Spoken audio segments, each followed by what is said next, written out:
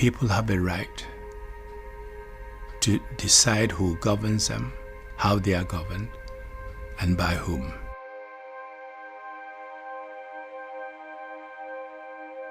When governments and leaders believe that they are God sent to protect their people, to run a country, and they want to stay there forever, and in the process ignore the rights of the population, lock them up, mistreat them, it's against human nature. They will react. We have seen reactions to that kind of rule all around the world, and it will continue.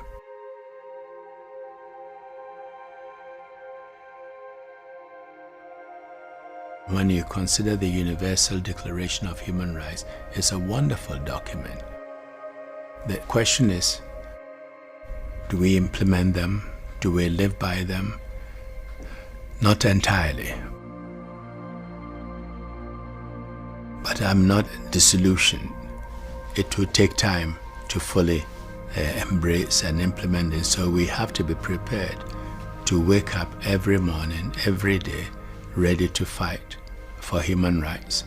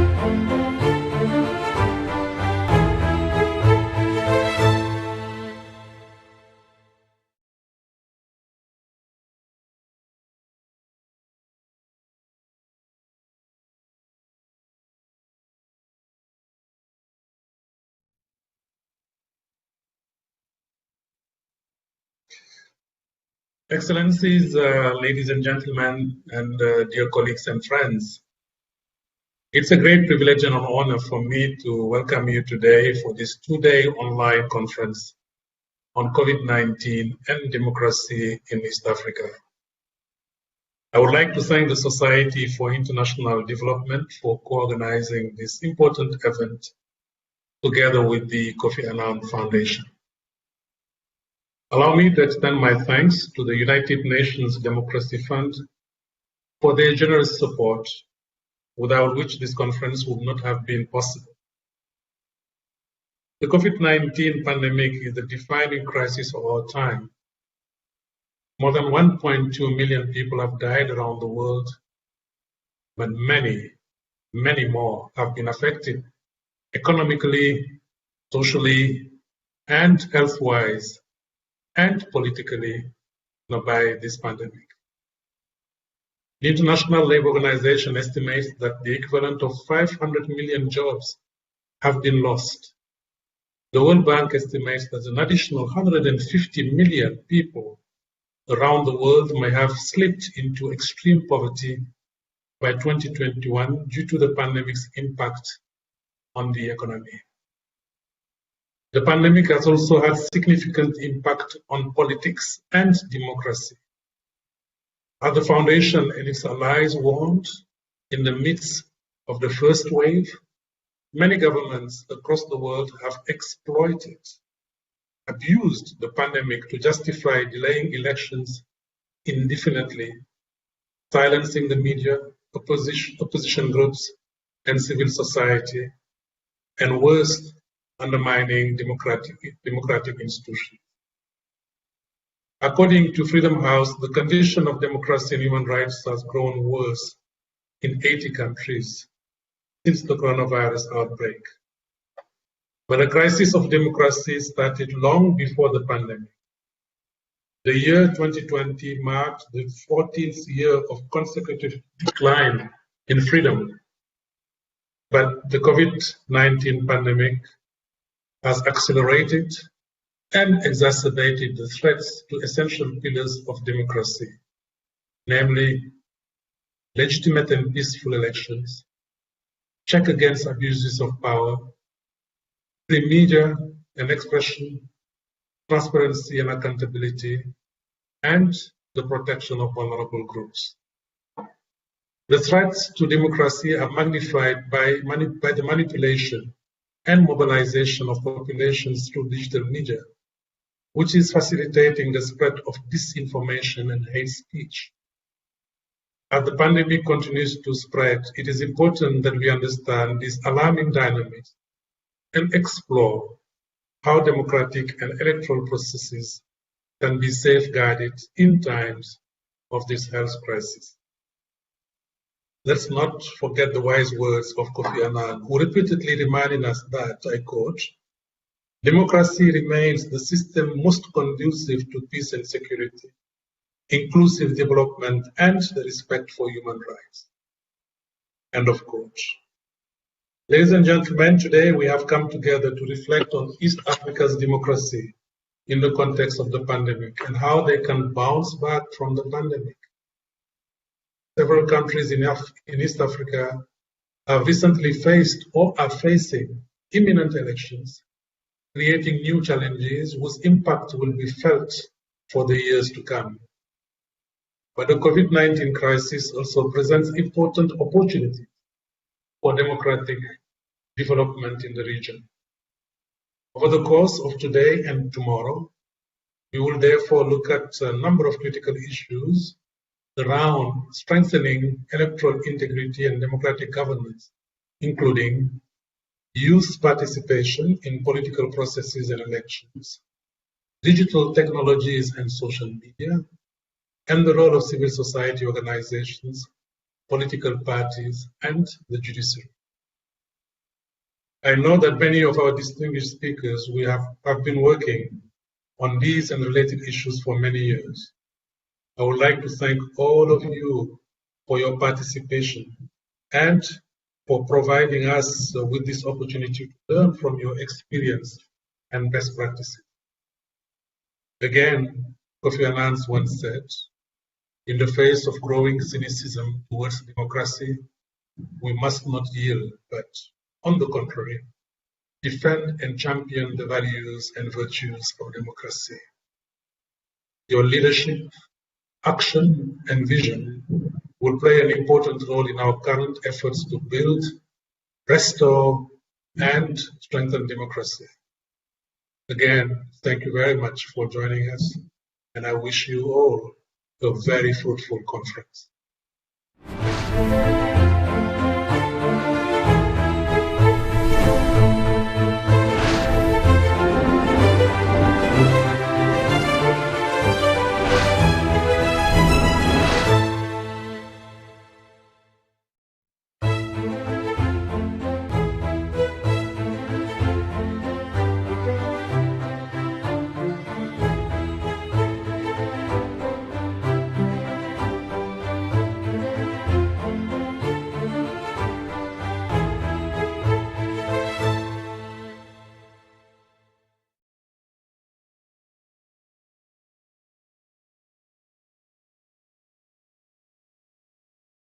Hello, I'm Annika Saville, the Executive Head of the United Nations Democracy Fund, based at UN headquarters in New York.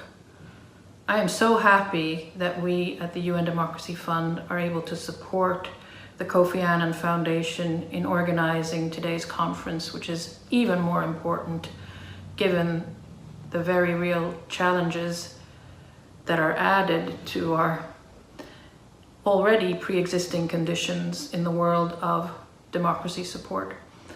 The topics that you are discussing, the role of identity politics, the role of political parties, the role of social media, and the role of civil society are all crucial to us at the UN Democracy Fund as we make common cause with organizations like the Kofi Annan Foundation and so many partners in civil society. The UN Democracy Fund is the only UN organization that has democracy in its name and the only UN entity that exists entirely to support civil society in strengthening democracy around the world. So it is with particular pride that I am part of this event, and I remember fondly my former boss Kofi Annan, for whom I worked when he was Secretary General. I was his speechwriter for 9 years. So in my own little way, I want to pay tribute to him now too. And I wish I could be with all of you in person, as do so many of us this year, but we will meet again. Thank you.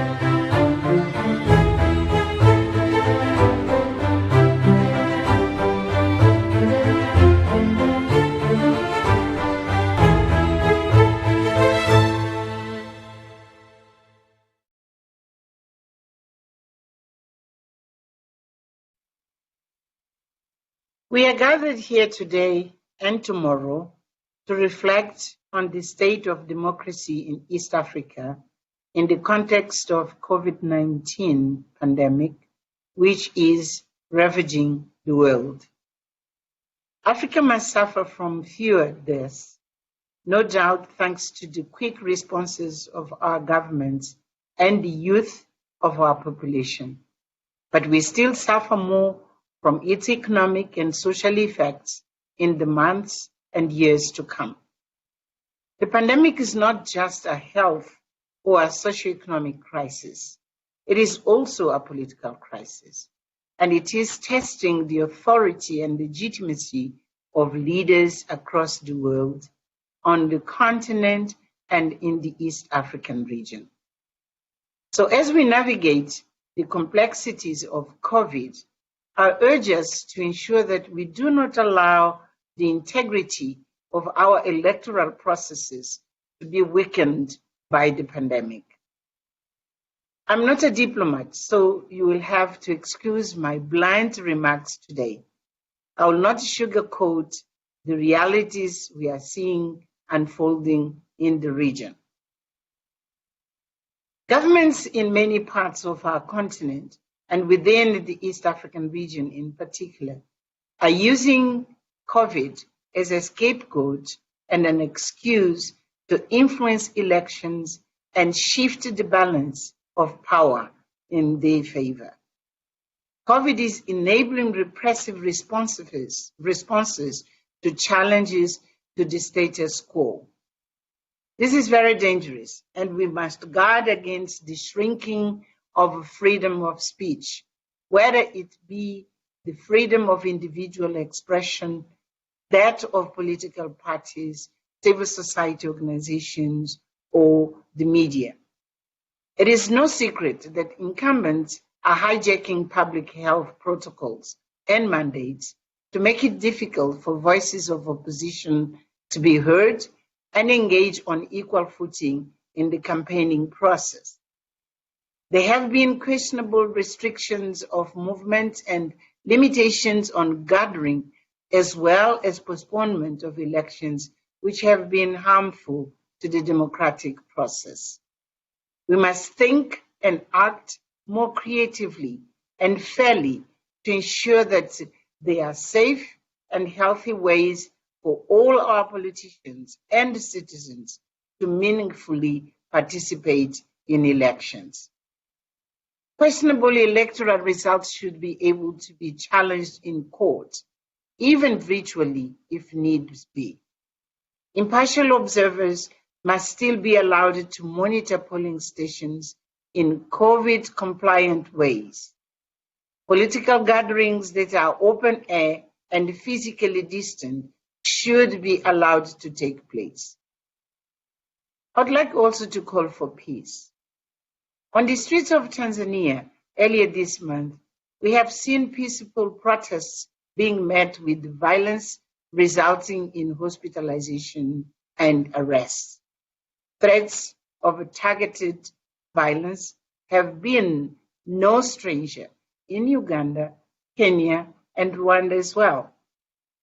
There must be no tolerance under any circumstance for the silencing of opposition, intimidation tactics, and outright threats to life that we have seen surface in a number of countries in the region. We ourselves, citizens of Africa, are to blame for the political processes they are unfolding before our eyes. Elections and those we elect to govern us are the products and fruit of our own labor.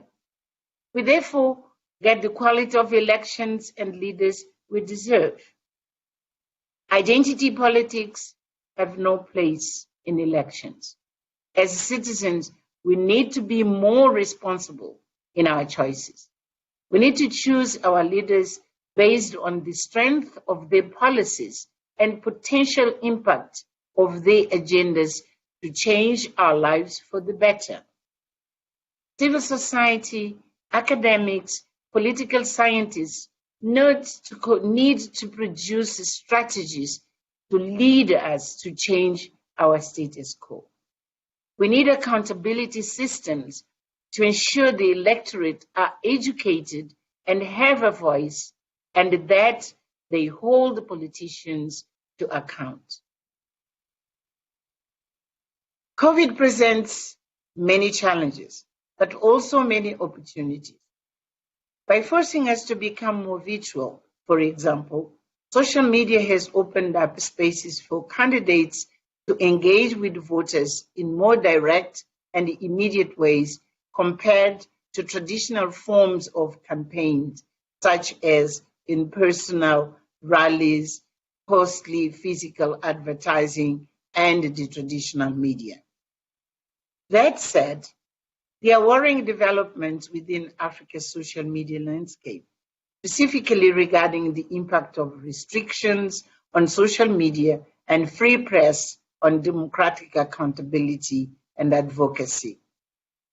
There have been widespread reports in the region of heavy-handed regulatory oversight of social media users, tightening restrictions for traditional media and new outlets, blocking or slowing social media apps, to name a few. Access to and use of the media to reach the greatest number of voters should be guaranteed for all. As we move to a more online world, I encourage us to do so in ways which enhance the accessibility and flow of accurate information in the political domain and guard against the dangers of online propaganda, violent and hate speech, and fake news. Let us use the tool of digital connectivity and interactivity to our benefit to advance democracy in the region. COVID is providing us the occasion to be more inclusive in the political process, exchange and encourage a diversity of thought, and reach more citizens with political knowledge. With so many innovations in the mobile money and the digital finance space, I challenge East Africa to innovate and be a model for the rest of the continent and indeed the world to follow when it comes to online political participation as well.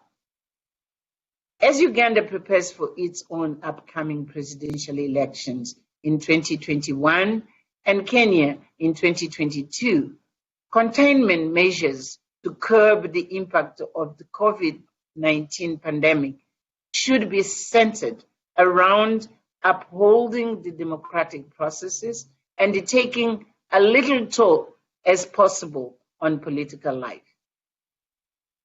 Kenya will soon become a member of the Security Council, the most powerful body in international relations.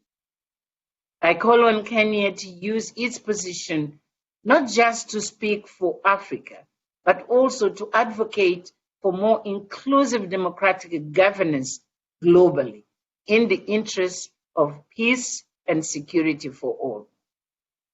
Kenya has an opportunity to elevate the relevance of Africa in international discourse and advocate strongly for the strengthening and defense of multilateralism.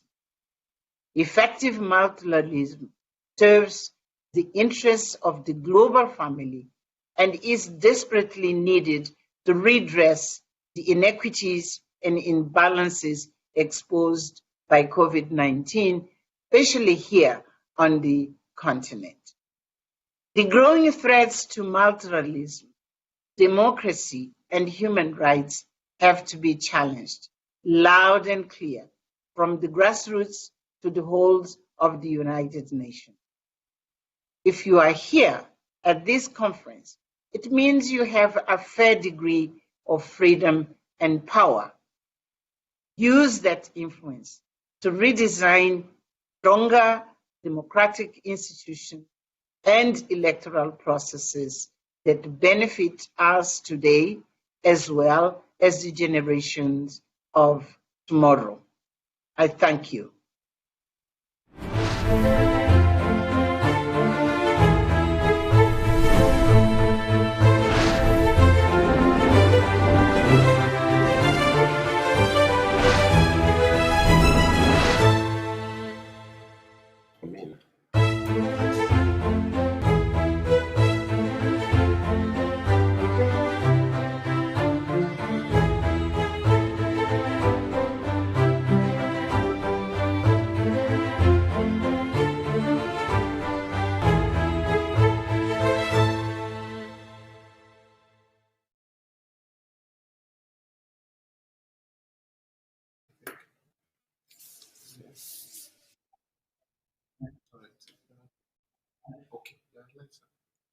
Okay. Good morning, ladies and gentlemen. Your Excellencies, ladies and gentlemen, all protocols observed, as we always say in Nigeria. Ujambo. I'm happy to be able to address this important conference, even if it is from afar, because in line with the new normal because of the COVID-19. I'm happy to be able to look at some of the issues that is bothering Africa.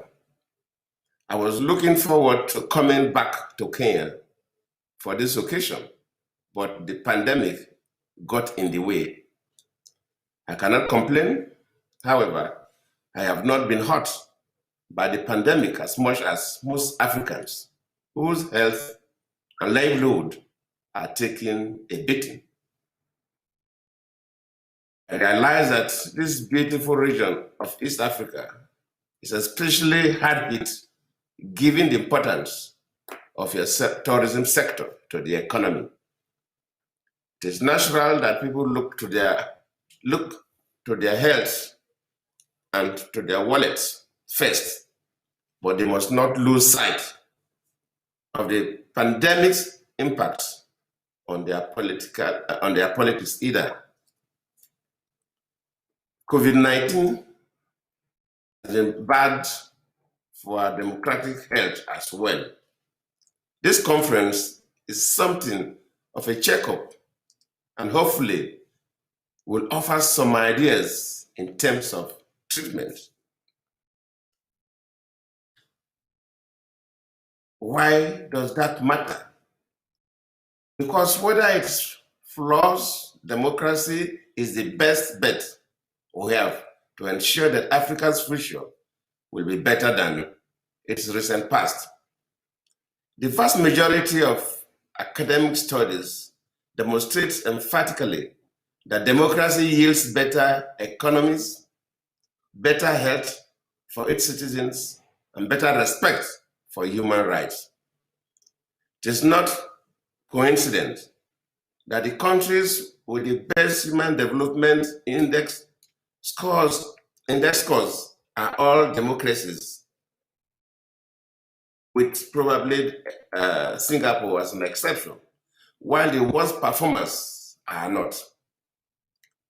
We have made enormous strides in Africa in terms of democracy. According to Freedom House, there were only 2 democracies in Africa in 1980. Now there are no fewer than 40 countries who can say they are running on democratic setting. But all of these democracies reach Swiss standards. But not all of these democracies reach Swiss standard. But they are mostly big improvements on what came before. I hear more and more fellow Africans call into question the merits of democracy. They complain about the lousy politicians, the flawed elections, the corruption, etc., etc. You know the tune. But this argument is predicated on the assumption that our political systems were better before the reintroduction of multi-party politics. They were not. Before the end of the Cold War, most of Africa was run by dictators. The economic and social effects were terrible, and people lived in fear. Dictatorships around the world tend to underperform because they are subjected to little or no accountability, either from a free press, an independent judiciary, or a vibrant opposition. Power corrupts, and absolute power corrupts absolutely, as pointed out by Lord Acton. Even leaders who start out with the best intentions eventually go astray if they are not held in check by strong laws and institutions and periodic elections to give them a clear mandate to rule or to kick them out if they don't perform. That is the worst thing about dictatorship. There is no peaceful mechanism to get rid of them. Only the army or God can intervene. Elections are surely better options to remove leaders.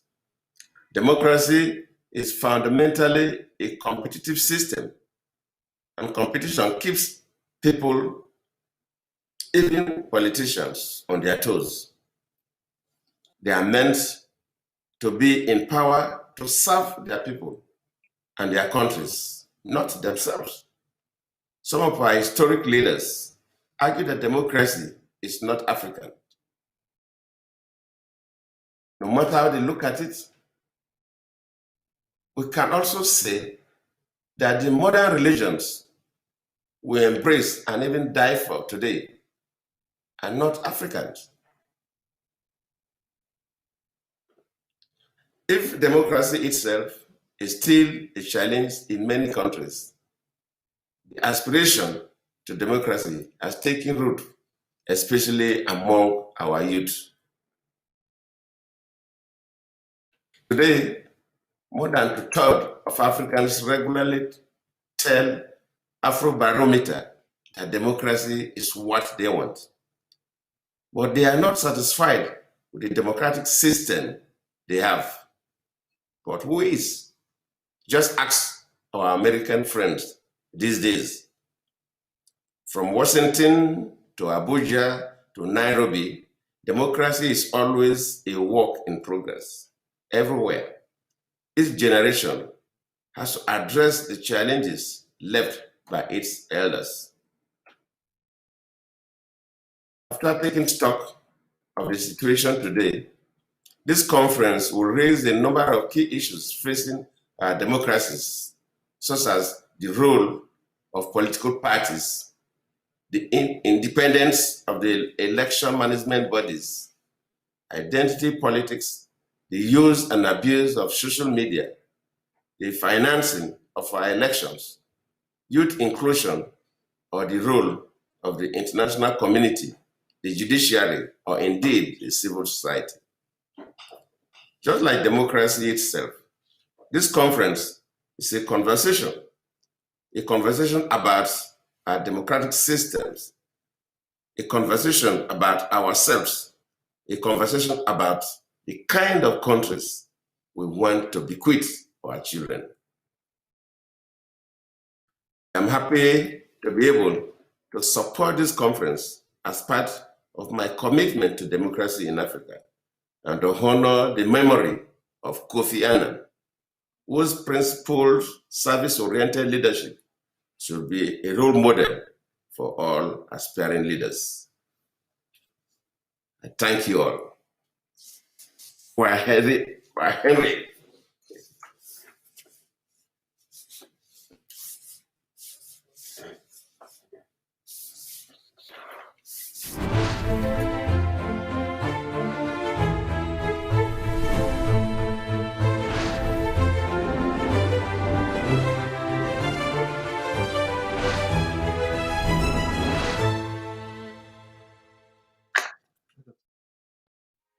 People have a right to decide who governs them, how they are governed, and by whom.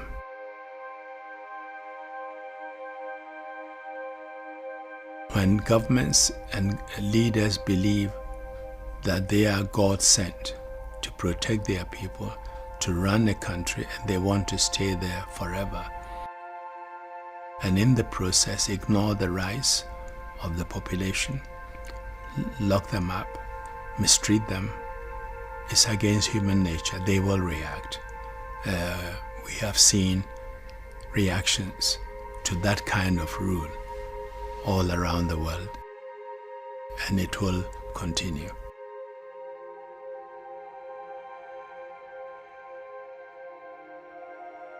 When you consider the Universal Declaration of Human Rights, it's a wonderful document. The question is, do we implement them? Do we live by them? Not entirely. But I'm not disillusioned. It will take time to fully embrace and implement it. So we have to be prepared to wake up every morning, every day, ready to fight for human rights.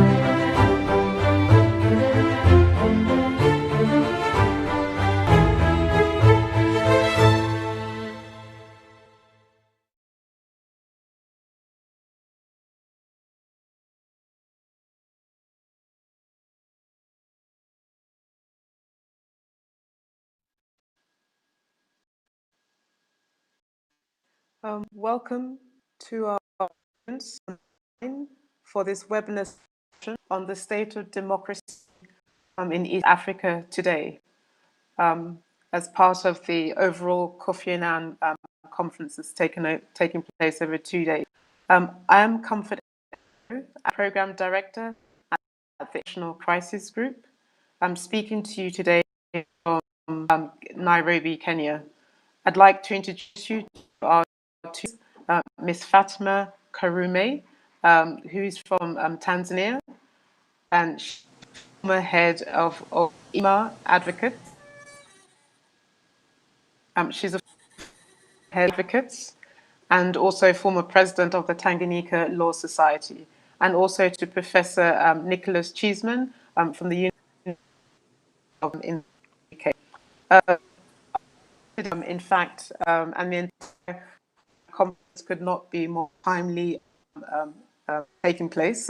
We are focusing on the next hour, as I said, on the state of democracy in the region where Fatima is from, and there have been some very sort of significant developments that we've seen in the last few weeks, and even as we speak today, saw occurring yesterday in Uganda.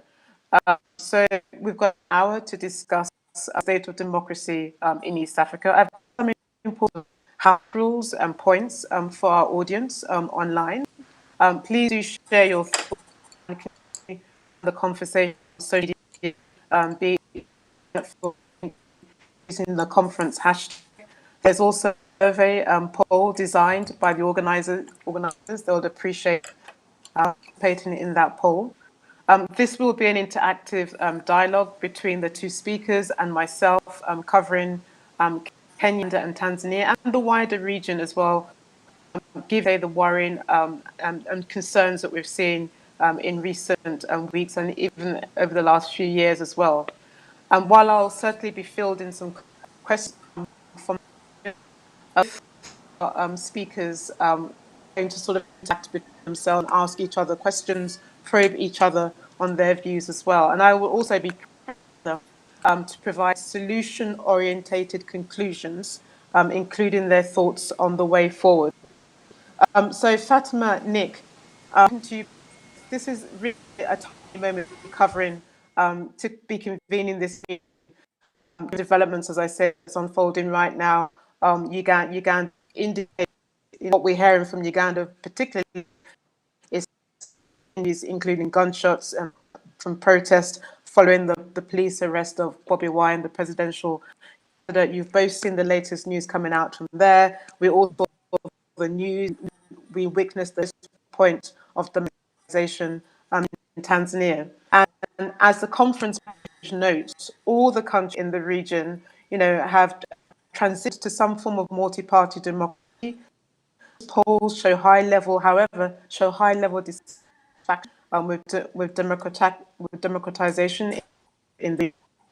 There's also, we are talking in the context of COVID pandemic, as to whether we've seen efforts by leaders seeking to explore the either political space to clamp down more on the opposition, to prevent their citizens further. So Fatima, I want to sort of open with you first, and if you can sort of give us sort of 10 minutes to explain to our audience whether the picture is one of dissatisfaction, whether it is a picture of backslide. Come from Tanzania, why have we a period of hopeful predictions and optimism about, for example, in your particular country, to an unprecedented retreat in democracy in the last 5 years? What are your views? What are the scenarios that you're seeing? And how does what has happened in Tanzania foreground what we anticipate in the region over the next coming years as well? So over to you, very much. Thank you. I think that what has happened in Tanzania in 2020 with respect to the general elections, and it's not surprising at all. And people who sort of think that Tanzania had transitioned into a multi-party democracy were entirely mistaken. I think it was hopeful thinking on the part of the international community. I recall always meeting members of the international community and particularly members of the diplomatic corps, and they would always wax lyrical about Tanzania and the potential. Oh, this country has so much potential. My question would always be, yes, well, it does have so much potential. Can you explain to me why, after 60 years of independence, we haven't achieved that potential? Of course, they would come up with all manner of reasons. But one of the main reasons why I believe we have not managed to transition into a democracy, we have not managed to achieve our potential, is because there is something fundamentally wrong with the way the society has been set up legally. If we go back to the very beginning of the setup of Tanganyika and Tanzania, when it united with Zanzibar, the legal setup was entirely meant to be oppressive, to create a system in which a few people controlled the masses. And what happened is we created a system, a feudal system, through what one would call socialism. Now, this is extremely unhealthy. And as we so-called transitioned into a democratic system, we never managed to break down the system that had been created by TANU, the system that had been created by ASP. And we were then left with a small minority of people who have a sense of entitlement to rule our country by force, if need be. Now, we're never going to achieve our full potential under those circumstances, because to achieve potential, we need to work together, we need to understand each other, we need to have a system which accepts different views and amends its ways to take into account the needs of the society. A system that doesn't do that, that is stuck in a self-entitled role of ruling as opposed to leading, can only result in disaster. Can I just sort of probe you some more? Because that's an interesting. When I was speaking to you offline, I gave an interesting sort of comparative what was happening in Tanzania versus what you were seeing further afield. How do you extend your sort of perspective on Tanzania of the region? Do you forecast a similar sort of situation, the potential to achieve or to accept different views played out in other countries in the region? Do you see similar scenarios? Well, let's look at our region. It is a region which has simply not managed to transition into democracy. Other than, let's say, Kenya, which is trying very hard. Unfortunately, I can see backsliding in Kenya. But if you look at Rwanda, Burundi, Uganda, we are surrounded by neighbors that have not been very successful in transitioning to democracy. And we managed for a prolonged period of time, I think Tanzania managed to give the impression that we were functioning as a democracy and we were transitioning. But I think the telling signs about transition into democracy were the manner in which CCM would consistently deal with the Zanzibar elections. And that is very telling. And it was a red flag that should have been picked up by everyone. So when CCM this time felt existential crisis on the mainland, it used the only tactics it knows how to use, which is force. So yes, I do think that there is going to be contagion throughout the region. I'm concerned about Zambia at the moment. I'm really proud of Malawi because you can see the institutions have managed to somehow remove themselves from the executive and assist the country to transition into a democratic country. And I'm hoping that we will see Zambia manage that, although it is doubtful presently. Mm-hmm, mm-hmm. Thank you very much. Now I'm going to ask you to sort of think through about sort of solutions and proposed ways forward. But let me ask turn over to, because we all read you widely, you know, on democracy elections.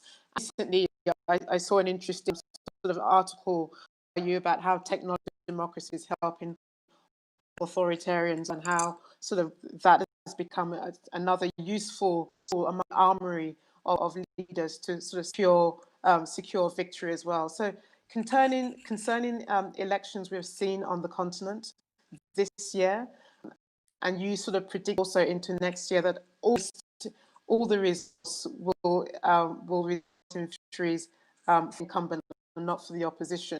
You know, my question to you is why is that? What is going on specifically in East Africa? Nick, you said democracy and then lost, and if upcoming election Kenya in 2022 and Uganda in a few months extend the trend, Africa to be one of the most authoritarian parts of the continent, that's quite a damning indictment on the continent, and it will be. I guess my very first question to you, Nick, is let's ask that.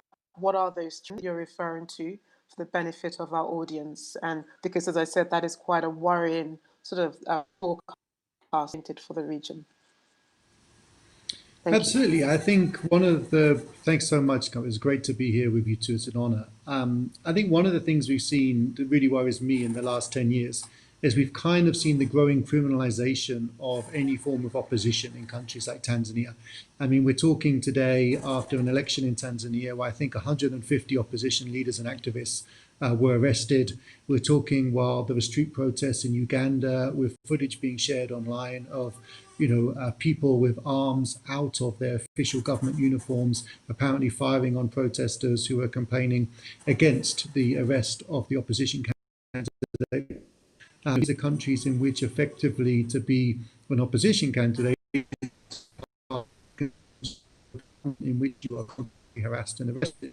And let's be very clear, I don't think we need to wait for much more evidence to say that the election in Uganda cannot be free and fair. A opposition candidate is constantly harassed and say that this is a free and fair and reasonable election. The Ugandan election is already looking very much like the Tanzanian election.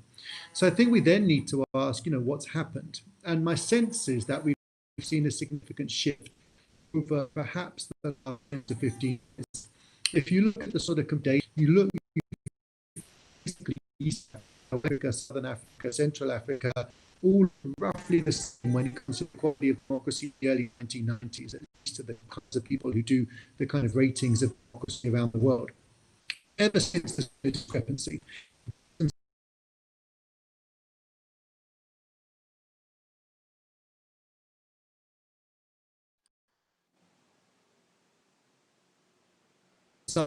Dividing lines really comes in around 2005 to 2007. That's the kind of period where what might have been sort of averted as a sort of shallow decline in democracy in East Africa really starts to become a pronounced and significant democratic decline. And I think if you look at that 2005 to 2007 period, you can see a number of different things happening in different countries. So in Kenya, this is when the NARC coalition that defeated the Moi government and removed KANU and led to a transfer from power collapses. And of course, it's just before in 2007, we have the post-election violence which really kind of undermines the initial move towards democracy in Kenya. In Uganda, this is around the time when President Museveni makes it clear that he wants to be a president for life. And of course, over the last few years, we've seen an increasing number of efforts by him to remove not only presidential term limits, but also age limits to effectively enable him to stay in power forever.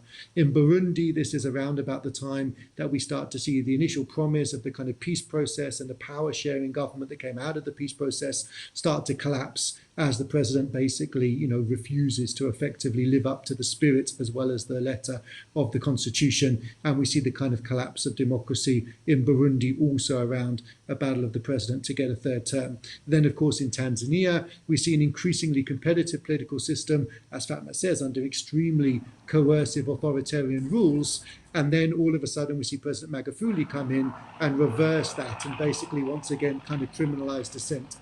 And one of the things I think we've seen to some extent in all of these countries is that politics was actually becoming more competitive.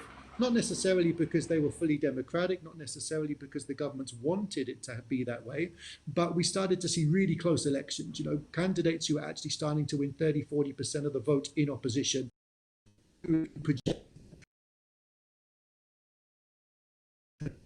What ruling parties did is they responded in this kind of in the mid-2000s by increasingly manipulating the law, as Fatma said, by undermining the ability of social media to be a force of transformation, by censoring it and so on. And effectively, from that point onwards, we've seen kind of ruling parties fight back against more robust opposition. So I think the trend from 2007 has been really worrying. And if you continue that trend line forwards, what you'd really be saying is that in countries like Burundi, Uganda, and Tanzania, we're not only not talking about problematic multi-party systems, we're actually talking about authoritarian systems in which opposition parties aren't allowed to win a meaningful proportion of the vote, which means we're not able to have significant scrutiny and accountability. I think that's kind of where we are now. And if you'd like, I'm happy to talk a bit more about what we might see of the elections in the next couple of years, but I'll leave it there for now.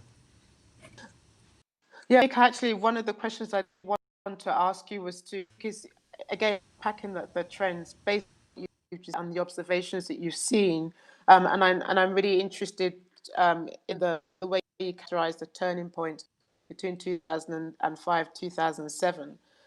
Was that a moment lost by the international community, by watchers of democratization? What did we lose the moment in which to avert much of the trends that you've outlined? And I guess the question to ask you today is that lessons learned from 2007, what do you think we can begin to do differently today to prevent this continuing backsliding? Are you suggesting to the audience today that for all intents, for example, when you suggest that Uganda may in the end turn out to be very much like Tanzania, also argue that we could also flip Tanzania, for all intents and purposes, has become like Uganda, if you want to look at it that way. I'd like your thoughts on that. I think there was in some ways a missed opportunity perhaps in the region, but I also think we need to be very sanguine and modest about what the international community can do. I think, for example, there are relatively limited levers that the international community could pull right now to force President Museveni back in Uganda. I think once we see leaders who are set on such a course of action, it's quite hard for the international community to push them back, especially as we now have a multipolar world in which countries can form partnerships with a range of countries, many of which don't actually hold democracy dear and don't necessarily want to see democracy promoted in Africa. So yes, I would like to see more effective and concerted international action. I would have liked to have seen it for the last 10 years. But I'm also not going to say that that's necessarily going to be enough to change the balance of power, because I think it's often had a limited effect. If we look at where we are now, I think there's a number of things that the international community could be doing. I think the criticism of President Magufuli in Tanzania has been fairly muted, given that we've seen systematic electoral manipulation and harassment and arrest of opposition leaders. I think the fact that we see companies like Vodafone in Tanzania, actually allowing the government to dictate, what kinds of messages can be sent. And for those who don't know, Vodacom Tanzania was involved in basically censoring messages that mention the name of the opposition candidate, Tundu Lissu. That's a company that is, basically based in Tanzania, South Africa, and through South Africa, it's based in Vodafone in the United Kingdom. So the UK government could be investigating how a company that's actually headquarters in its country, was involved in undermining the civil liberties of Tanzanian citizens during the Tanzanian elections, and using its own regulatory authority to encourage or push or punish Vodafone, Vodacom, to actually stand up for democratic principles around the world. We could be seeing, an international community being much more explicit on what's happening in Uganda and simply stating that it cannot be a partner of a government that systematically arrests opposition leaders, and that it, requires President Museveni to allow free and fair election for further financial and foreign aid and support. These things would be great to see, and they would certainly make a bit of a difference, but I don't think they would necessarily remove the authoritarian leaders in these countries from power. And of course, a good example of that is Zimbabwe, where for a while international actors did take these kind of stringent positions, and yet Robert Mugabe survived, and of course ZANU-PF, his party, is still in power even though he's moved on. So I think we need to be a bit more realistic, about what the international actors can do. What I would like to see is international actors do a better job of creating a kind of more level playing field in which domestic forces can then play out. I think we really, what you learn from, for example, a country like Malawi, which Fatma mentioned a moment ago as being one of the only countries over the last year to actually have a positive trend in its democracy. What we saw in Malawi was judges standing up to be counted, the military standing up to be counted, and these institutions refusing to do what perhaps the ruling party wanted them to do.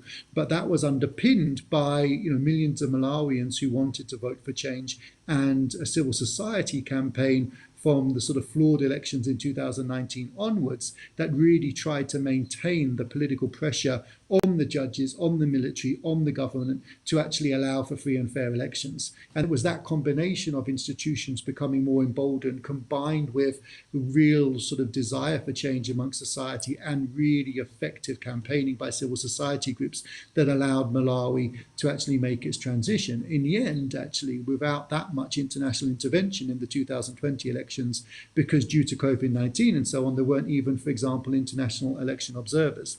So I suppose my, sort of key point in terms of where are we going to see democratization in the future, where is the next positive Malawian example, would be that's going to have to come domestically. It's not going to come from the international community. We don't see the leadership from Trump in the US or Boris Johnson in the UK that would be required. And even if there was that leadership, international actors can't drive democracy in Africa. It comes from within.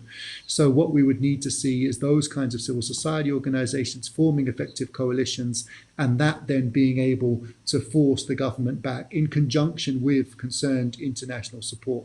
And as Fatma said, in some ways, one of the countries I could see that happening in more would be Zambia.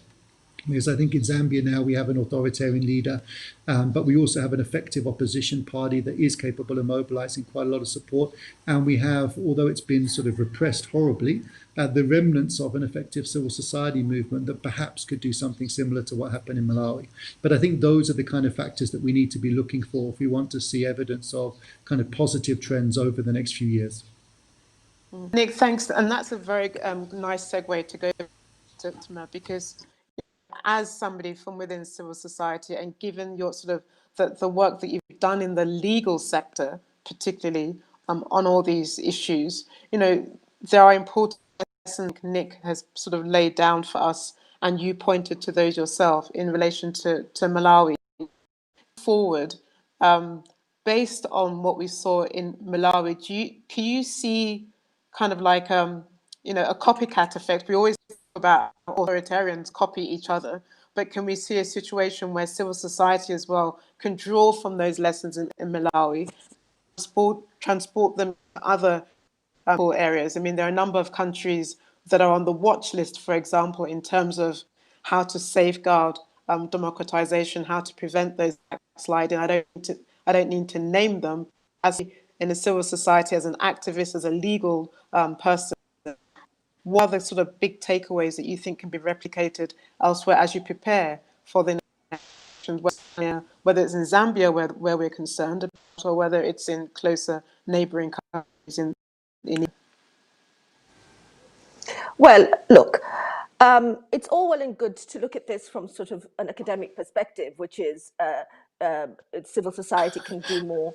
But the reality is this, that these governments are allowed by the international community to kill hundreds of people, and they get away with it. So today's Daily Monitor, the headlines in Uganda is there are 205 dead. They were not killed by gangs, they were killed by their own government. And if governments are allowed, authoritarians are allowed by the international community to use military hardware to kill their citizens, and they get away with it, to use military hardware to kill politicians because they oppose them, to persecute politicians because they oppose them, to persecute members of the civil society because they oppose them, or because they're trying to have other voices heard. If this is allowed, we will not have a Malawi scenario. The Malawi scenario was completely different because firepower was used to protect the judges. The military in Malawi went to protect the judges as the judges wrote their rulings. The military in Malawi protected the people of Malawi. So I think we should be absolutely clear about this. The people of Tanzania, the people of Uganda, the people of Burundi, they're not any different from the people of Malawi. They do want change. The difference is, if they go out and they say they want change, they get killed. The people of Malawi don't get killed because the army in Malawi decided that its job was not to shoot and kill citizens. Our armies do that. Our police force kill citizens. So let's be absolutely frank about this. And I don't want the international community to look at this as sort of, well, we leave it up to Tanzanians, we leave it up to Ugandans. When people are being killed because of their political beliefs, they deserve protection. They deserve protection from the international community. And these regimes should not be cloaked with impunity. They should not be allowed to kill, to remain in power. I mean, maybe I'm kind of very naive about these things, but I sort of look at it as, what is the point of the Statute of Rome and Article 7 of the Statute of Rome if Museveni's government can kill 205 people because they happen to support Bobby Wine? I find this odd. And this is then taken as, oh, well, part of the electoral process, part of elections in East Africa. Well, elections in East Africa are violent because the people who control the firepower make sure they use it to suppress the voice of the people. And we have to face that reality. And we have to, I say to the international community, you have a responsibility. There is no point in having a Statute of Rome, in having an ICC, if we allow these regimes to use the army, to use the police, to destroy politicians, to kill politicians, to maim them. Anybody who speaks in opposition to them becomes a target to criminalize, to persecute a small group of people, so that in the end, with the aim of ensuring that there is no opposition. This is not acceptable.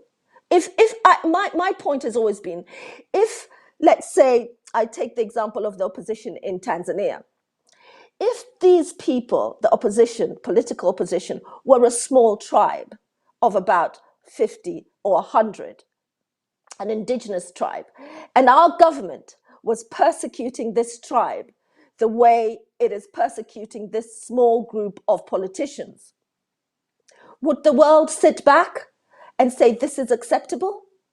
That these are not crimes against humanity? Why are we allowing politicians to be treated, to be criminalized, to be persecuted, so that a few old men retain power in East Africa? Fatima, can I just probe a little bit on, because it's interesting to do the contrast between you and Nick. Nick has emphasized the need to, through the Malawi process, for like a domestic action, and all of the international community is important in that, but he emphasized the importance of looking at the role of civic actors and the sort of the mental building up of, and you're contrasting that with really emphasizing the role of the international community. It's very hard, the role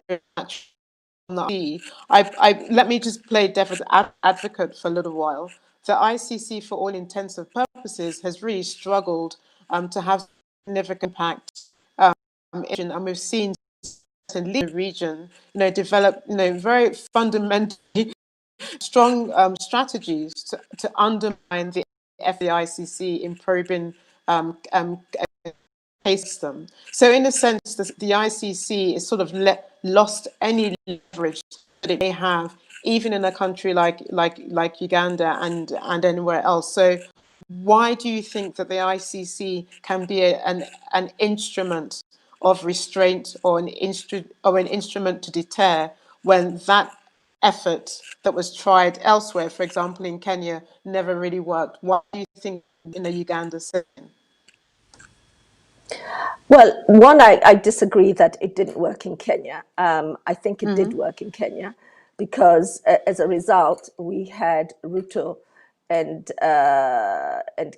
Kenyatta somehow coming to some kind of agreement, so I do think it did have an impact, and the issue is not over yet, as you well know.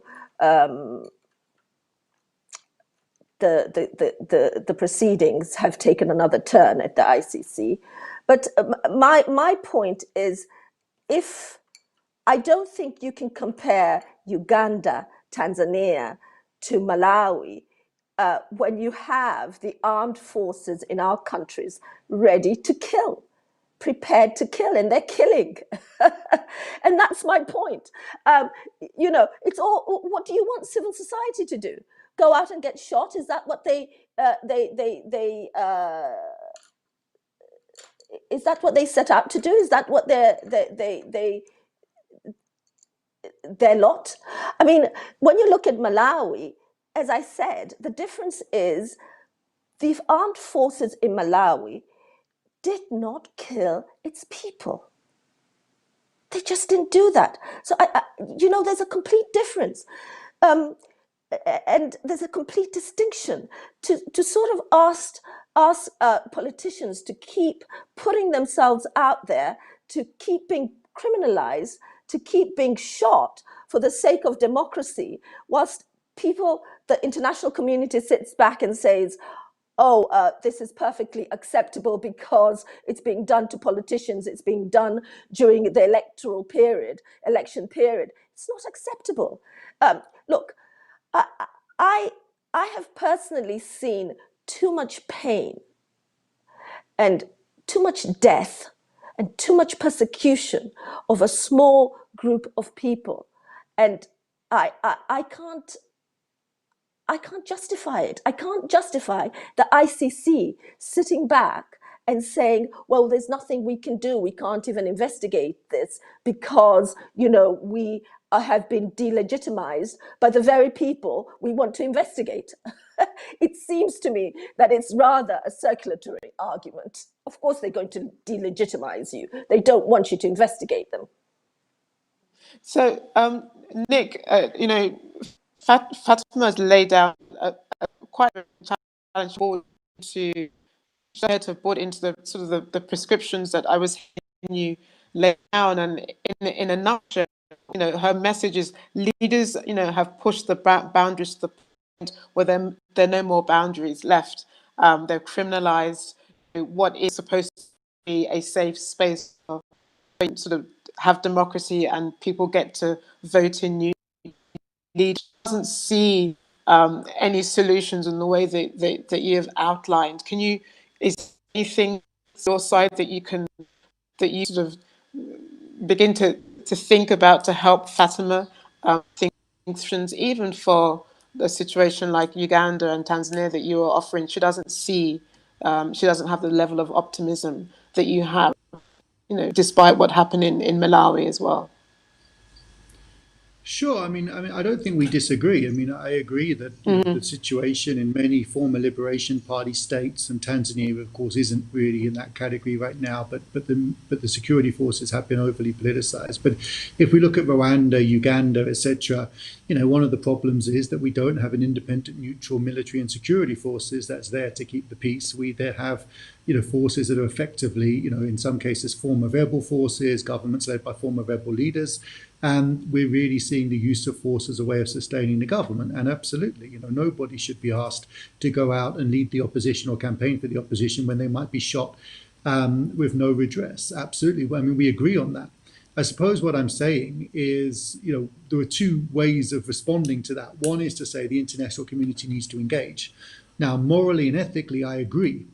But empirically, I know it's not going to happen. The international community is not going to ride in on a white horse for any of the elections that there are coming up. We can campaign for that. We can put pressure on them. We can hope that that changes. But it's not going to happen in the next couple of years, not with this international community. In fact, we're seeing in many cases disengagement from elections and democracy promotion rather than re-engagement.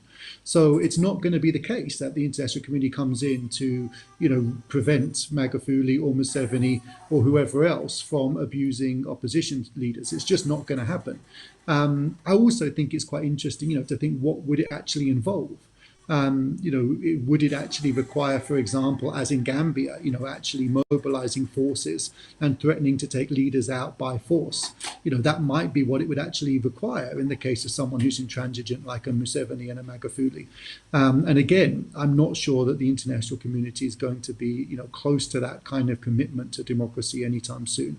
I'm also not sure how successful some of those efforts would be. Of course, the broader point about civil society is that if you can have a civil society-led transition, that lays a really strong foundation for the next 10 years. If you have an international community-led transition, then when the international pressure is removed, the danger is that you go back to old political habits and logics.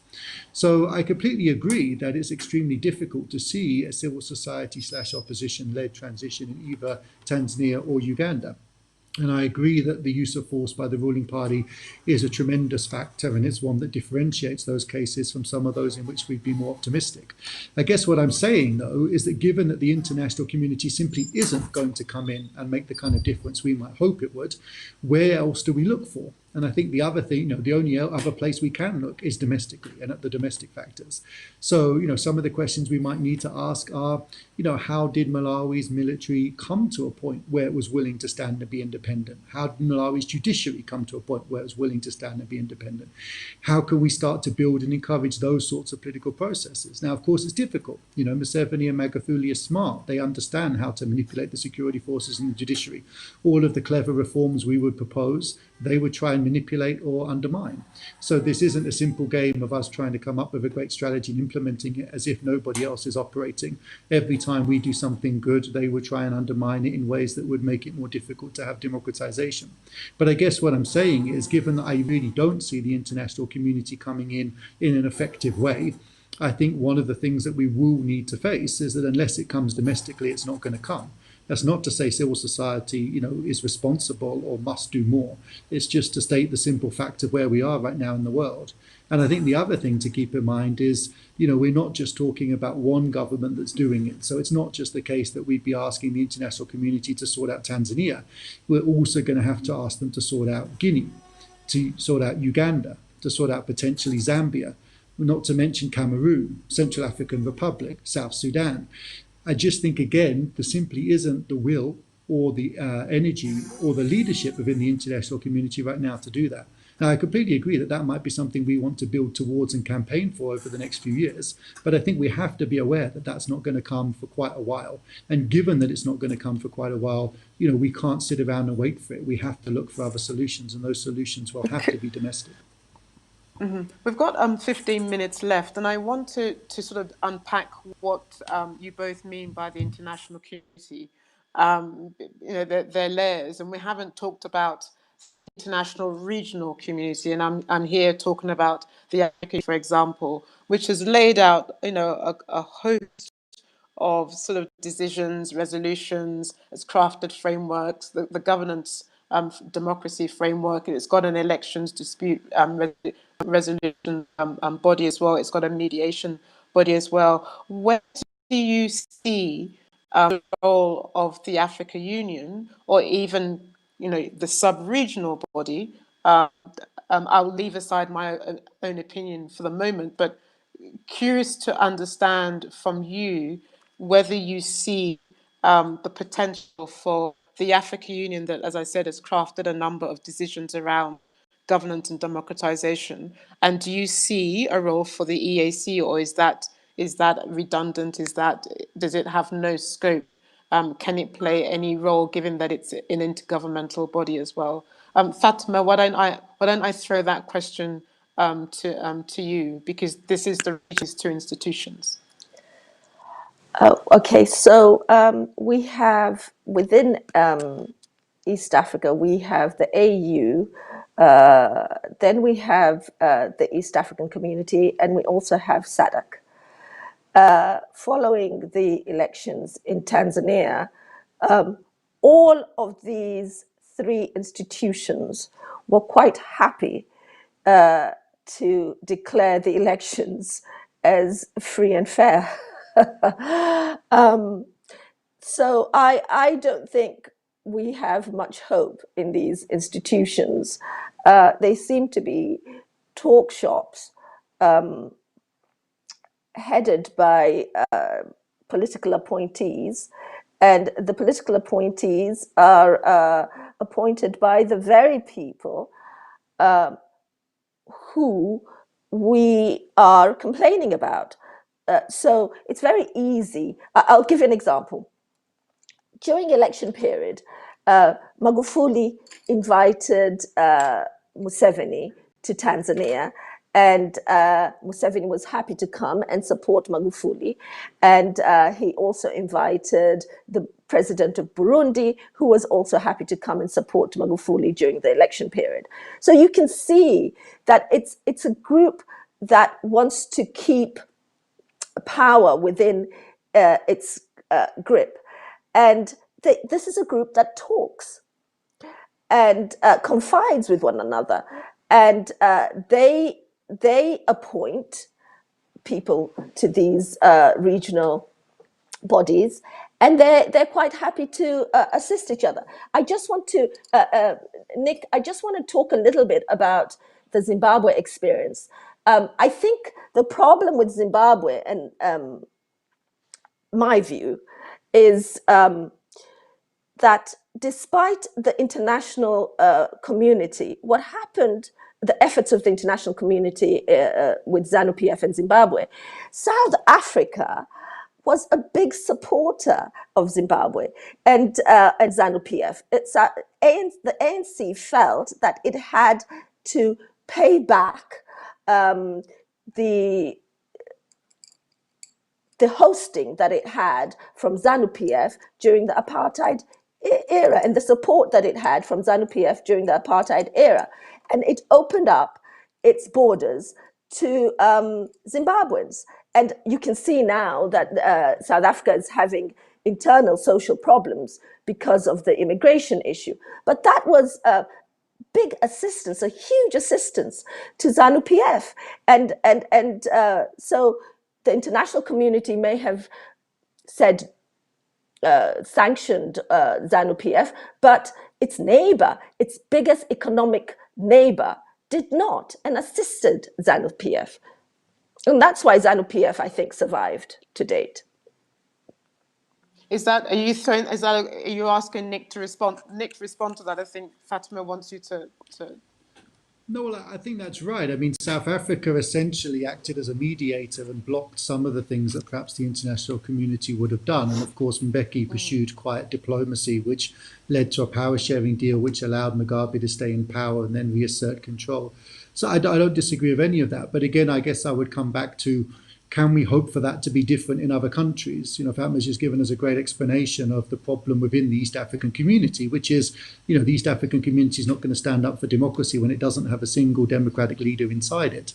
And you know, although you could say Kenya is on the balance and Kenya could easily go either way, consolidating towards democracy or towards autocracy, you know, in general, the balance of power within East Africa has shifted decidedly in the authoritarian direction. So when it comes to the question of would the international community have regional support to intervene in Tanzania or Uganda, I think the answer again would be no. We wouldn't see regional hegemons or regional powers coming up and saying they wanted to support the international community. Instead, I think what you'd probably see is, you know, what happened around Kenya and the ICC, where Kenya pursued shuttle diplomacy using people like Kalonzo Musyoka and others to build support across Africa for actually pulling out of the ICC and for framing the ICC as somehow anti-African and as a racist body that was only interested in pursuing African cases. Now, of course, that was mostly a fabrication in the sense that many African countries have been in the vanguard of pushing for the ICC in the first place. But that strategy of trying to delegitimize the ICC in that way was fairly effective, at least rhetorically, and in terms of diplomacy within East Africa and beyond. And I wonder what would happen, for example, if the international community was to try and do something in Uganda to take out somebody like President Museveni. I suspect Museveni would reactivate that shuttle diplomacy, that we would see regional leaders coming out and claiming that this was infringement on their sovereignty, and that the international community, or the West, as it would probably be, would be put in a very difficult position. Now, again, I'm completely with Fatma. I would encourage the West to be in difficult positions more often and to stand up for its principles and not to always back off in these situations. But I do think that we need to be cognizant of how complicated and difficult that environment might be. And my suspicion would be that actually there'd be as much or perhaps more criticism from African governments of doing that as there would be praise. So I agree that, you know, Zimbabwe was as much about South Africa as it was about the UK and US and other factors. But again, I wonder whether or not we could hope for, you know, a better situation in countries like Tanzania and Uganda and Kenya. And I guess my final point on that would be, you know, most of the countries that I've seen where the international community has been really effective, it's had total unity. You know, it's managed to get a number of different international actors on board behind the same position. It's managed to come with a fairly coherent message, and it's intervened in relatively small countries with fairly insignificant militaries and relatively low GDP. So the West African / international action to remove Jammeh from power in Gambia in 2016 is a great example. You know, that was a fairly swift and effective mission. But it was partly swift and effective because Gambia was a relatively small, isolated country. We've very rarely seen activity like that be really successful in really big economies like Nigeria or in Kenya that are much more independent, much more less aid independent, and have much more powerful security forces. So, you know, I agree that it would be great to see the international community stand up and be counted. And whenever I can, I push for that myself. But I also wonder about how feasible that is in terms of actually some of the countries that we're talking about now. But how do you explain Burundi, which is in comparatively the same size of Gambia? Its economy is also not that strategic. So how do you explain the inability of the international community to not have significant leverage in a country like Burundi?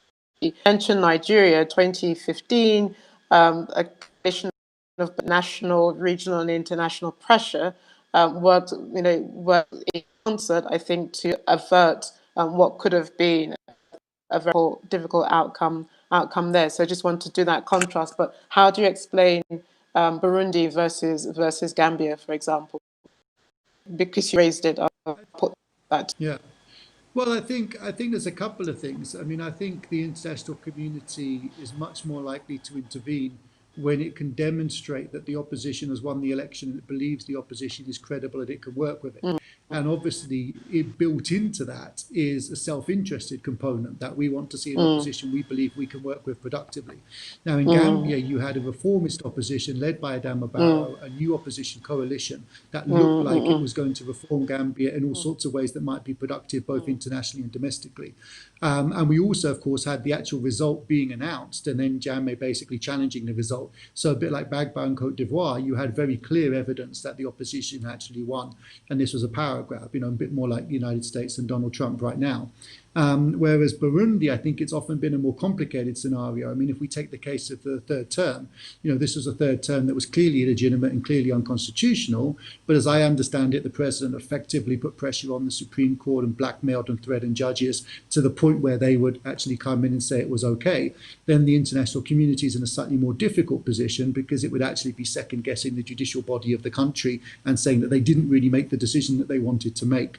And similarly around elections, you've often seen elections in Burundi that were either boycotted by the opposition or were poor quality, and the official announcement is that the president's won. So that independent kind of statement that the opposition won and then the president's trying to steal it comes in. But I suspect it's also, about other factors. I think some of the other factors that influence international intervention are, language, proximity, historical ties. Countries like the UK and the US have historically been much less engaged in places like Burundi, probably feel that they have less knowledge about places like Burundi, and frankly probably care less about places like Burundi. And I think we have to keep in mind that international intervention is always shaped by those sorts of historical and sort of self-interest and identity relations, as much as it is, by the imperative of promoting democracy. But I agree with you, it's not straightforward. And there are many smaller countries in Africa. Zambia is perhaps a good example of a country with, relatively weak economy right now, just defaulting on its debt. And yet we don't see a particularly strong international intervention to promote democracy in Zambia, despite the clear attack on democracy under President Lungu. So I agree with you that even in some of those cases where you would think it would be easier to promote democracy, we don't necessarily see the international community stepping up to the plate. 4 minutes left, and I to sort of leave on a sort of a downward note. And one of the messages from the organisers was to get your thoughts on a way forward. And in a sense, both of you having your ways forward. But what would you sort of, in summary, what would be sort of the two things that you think could provide solutions, sort of orientated for our audience, for organised as a way forward? Taking on board everything you've said, what do you think sort of would be two sort of critical sort of takeaways? If you think about how we can reverse some of the backs and deal with the criminalization of democratization, as you rightly pointed out. Well, okay, so one of the takeaways is that I think Africans are perfectly capable to, we are perfectly capable to fight for democracy if given a fair chance, as in Malawi. And the fair chance means that you shouldn't have an army turned on innocent people who are not carrying arms. So we saw that in Malawi, and Malawians stood up for their democracy. And I believe that Tanzanians and Ugandans would do the same if firepower that is really aimed at, should be aimed at opposing forces, is not aimed at them. So we have to somehow ensure that the police and the army do not turn on the people. And this is where I think that the international community can play a role and say, well, we're not going to accept this type of violence being used against the people of so I think that's really important, a recognition by the international community that firepower does impact people with respect to how, and innocent people who are unarmed, how they communicate with their government. and if we can get over that, then it's not so difficult. There are so many ways of setting up a society, and we have to deconstruct the way.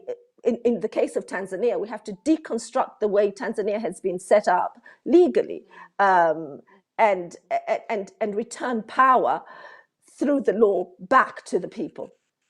Thanks, Fatima. And Nick, just 1 minute to you. Are you still there, Nick? Have we lost Nick? Looks as though we've lost Nick. Oh, hi Nick. Can you hear me? So 1 minute sort of conclusion from you on what you see as sort of the big takeaway in terms of solution space.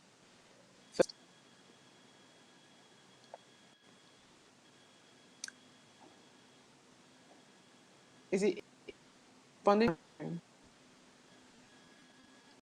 Well, unfortunately, I was hoping to get one more final remark from Professor. But Fatima, it was appropriate also that we ended with that important point that you said that, you know, and that is a big point that we should take away from the panel. Will fight for democracy and to give it a good chance on the continent if we ensure that our institutions, you know, are there to protect citizens as opposed to kill them, opposed to work against them. That's sort of the appropriate way to end the session. So thank you very much. Thank you to all our audience that listened to this session, and I wish you all a continued good listening for the rest to come. Thank you. Thank you. Thank you. Thank you.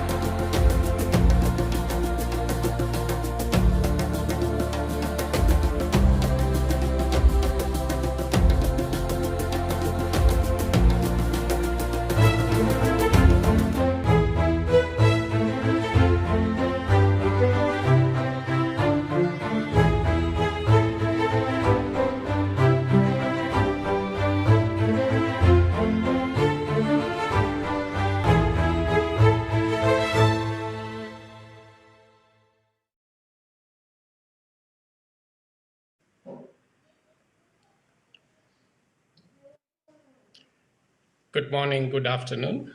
Welcome to this panel on Are Elections Giving Democracy a Bad Name? My name is Arthur Moliro. I am a Deputy Managing Director at the Society for International Development in Rome. Elections are an important pillar of any democracy, and the right to vote is something that all citizens must not take lightly. And the duty to protect that vote is also an important democratic imperative. However, there is an emerging and rapidly entrenching notion in Africa that electors or voters no longer decide who their leaders are, whether it is in party primaries or in the general election itself. That our elections are decided either by unaccountable party barons or manipulated electoral management agencies, or by other forces, technology and data companies, or even in extreme cases by the courts. So we have on our continent a widening chasm between voting and counting. It's a kind of strange paradox of inverse literacy, where peasants and voters know how to peacefully cast their ballots during the election day, but then graduates and computers forget how to count on the election night.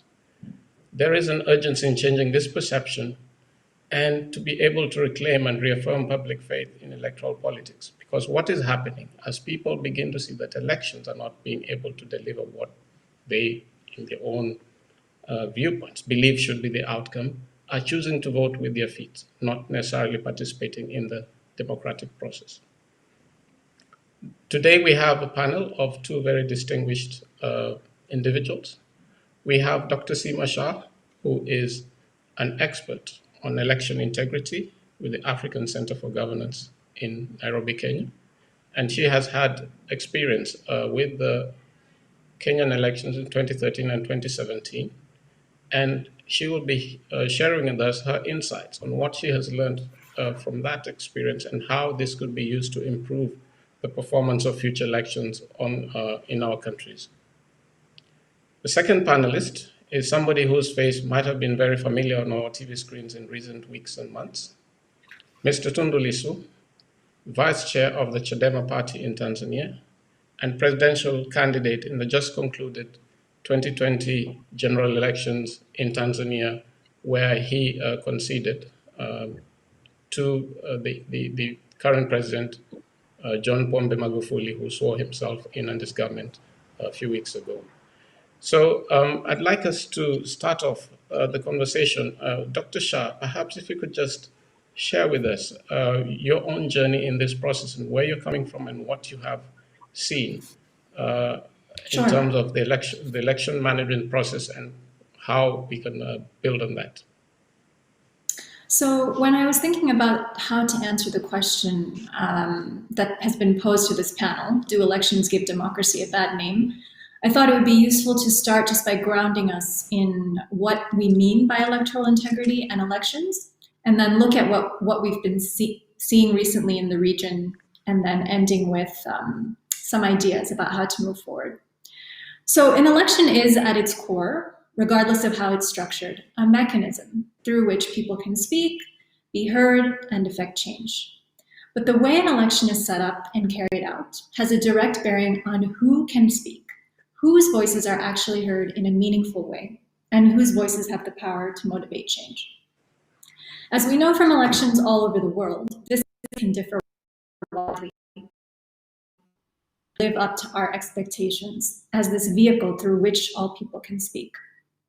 The fundamental premise of electoral integrity is the electoral cycle. The first thing to remember is that the part of the election that we all get excited about, the results, is actually a very small part of the process. Elections are multi-phased, interlinked cycles broken up into several discrete phases, each of which consists of multiple activities. Each activity and phase must have credibility in order for the whole process to have credibility and for the results to have public legitimacy. A problem or error in one phase can easily have serious effects later in the cycle. So there isn't wide consensus on exactly what electoral integrity means, but there is consensus that a credible election is one that, at minimum, is in line with international human rights law and is marked by integrity throughout the entire electoral cycle. So there are international conventions and global norms embodied in treaties like the Universal Declaration of Human Rights and the ICCPR, although not just those, that apply universally to all countries worldwide throughout the entire electoral cycle. So with that understanding of what electoral integrity is, what do we know about how we're doing? We've all seen the legitimacy of elections being questioned around the world, from the US to Georgia to Tanzania. The COVID-19 pandemic has brought on even more challenges to an already complex process. The Global State of Democracy analysis conducted by International IDEA shows that regional levels of clean elections have actually flatlined since 2000, whether that's good or bad. And what about in Africa and East Africa? There are a wide range of electoral integrity scores across the continent of Africa. Average scores from the Perceptions of Electoral Integrity Index over the years 2012 to 2018 range from a high mark of 29th place in the world for Cape Verde to 167th place out of 167 for Ethiopia. Between 1975 and 2019, this Global State of Democracy analysis shows that clean elections in East Africa was only ever at a high of 0.36 out of 1. Compare that to a high of 0.59 for West Africa. Scores in East Africa have gone down since 2005, and in 2019, they were down as a region to 0.30. The Perceptions of Electoral Integrity Index analysis also shows that campaign finance and voter registration are amongst the weakest parts of the electoral cycle across the continent. And we've seen this recently.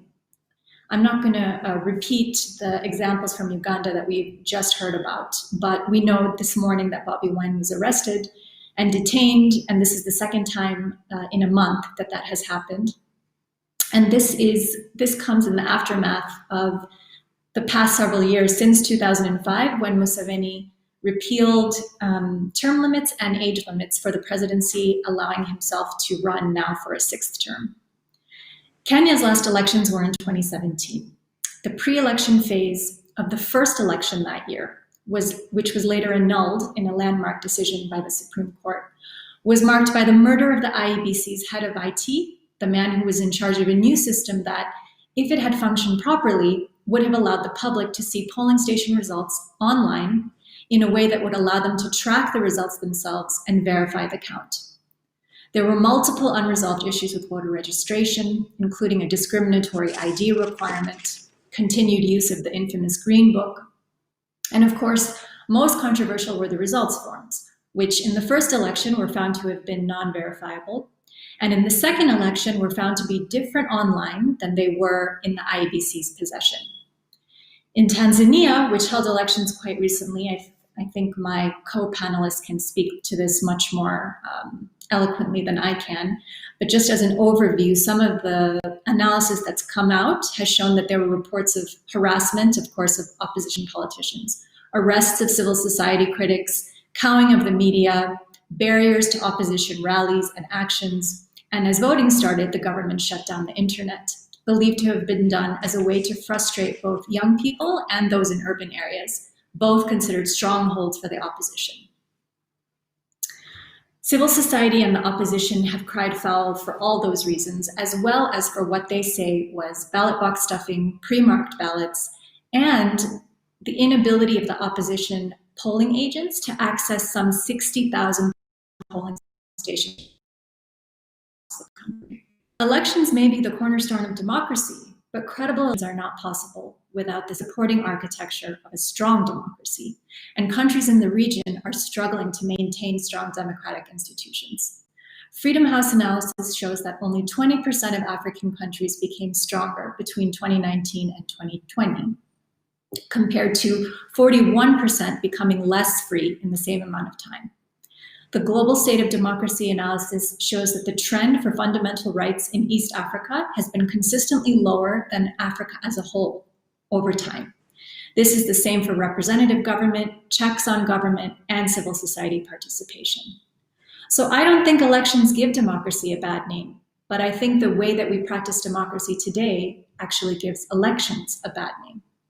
It's worth mentioning that the two main treaties governing elections and democracy on the continent, the Declaration on the Principles Governing Democratic elections and the African Charter on Democracy, Elections, and Governance lay out basic standards for how we conduct elections. But it's notable, these are really limited. They see elections in a very narrow way, and they allow states a lot of leeway to justify certain types of exclusion and allow states to prioritize an elite-centered rather than a voter-centered approach to elections. Without a more robust overarching framework, as a kind of credible minimum standard, it's difficult to start to foster consensus on norms. And yet having regional norms is important because to have public legitimacy, elections and the rules that govern them must have public ownership. So what can we do now? What can we do to make elections more democratic? The first thing I think, which is really important to emphasize, is to empower citizens to be involved throughout the entire electoral cycle. So we've seen already that coalitions in Tanzania and Kenya are well known for their independent monitoring, advocacy, analysis, and legal reform successes. Whatever we can do to strengthen these coalitions, we should do. In 2017 and in other elections as well, we've seen citizens across Africa and across East Africa using social media to share results and to verify counts. The more citizens are involved and feel ownership of their processes, the more accountability there will be. In fact, one of the reasons the Kenyan Supreme Court gave for annulling results in 2017 was that the Electoral Commission had failed to facilitate a mechanism through which the public could independently verify the vote. We also need to increase a focus on inclusivity in elections. So how can we change electoral systems to really give power to the vote? We might consider things like ranked systems, which have gotten a lot of attention for their ability to moderate political extremes. We need to focus on campaign finance regulation so that everyone has a fair chance to participate, whether as a candidate or as a voter. Part of the reason we have the issues we have is because the amount of money needed to run for election automatically excludes the large majority of people. And we have to democratize our political parties so that they are more genuinely representative of the people they claim to represent. Finally, it's worth remembering the courts. In Kenya and Malawi, domestic courts overturned election results when given sufficient evidence of irregularities. And at the regional level as well, there is demonstrable evidence of deep thinking about what electoral integrity means. I'll just give one example of a case, which is the Open Society Justice Initiative v. Cote d'Ivoire. The African Commission took on the issue of citizenship in this case, determining that rules about candidate eligibility must reflect an understanding of a country's particular context and history. This ruling was really significant. It contextualized the nuances within which elections in the region take place. The Commission's ruling is an example of a key principle of electoral integrity. Credible elections require much more than the right to vote and the right to run for office.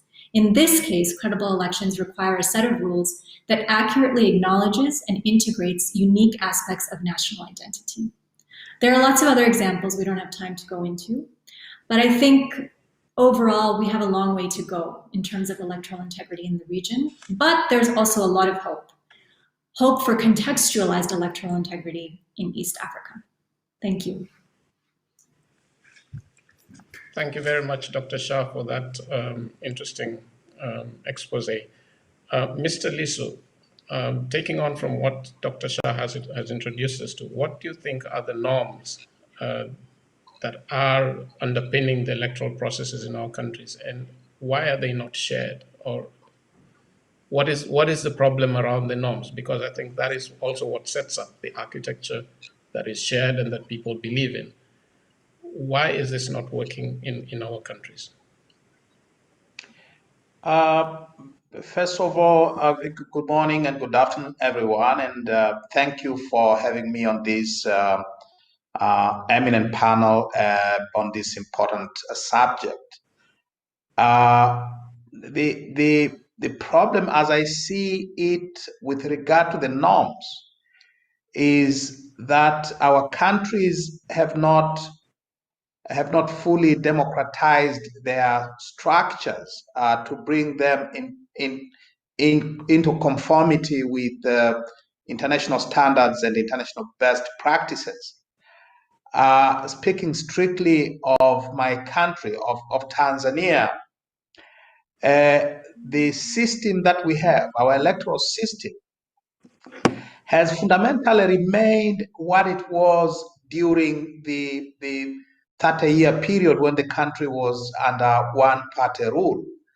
The president, has always been the chairperson of the ruling party, appoints the commissioners, appoints the chairperson, vice chairperson, and all commissioners of the electoral commission, appoints the chief executive officer of the electoral commission, appoints all the returning officers who conduct elections in constituencies, and everybody who is part and parcel of the electoral machinery is an appointee of the government and essentially ultimately accountable. In many cases, the candidate, as in the recent case.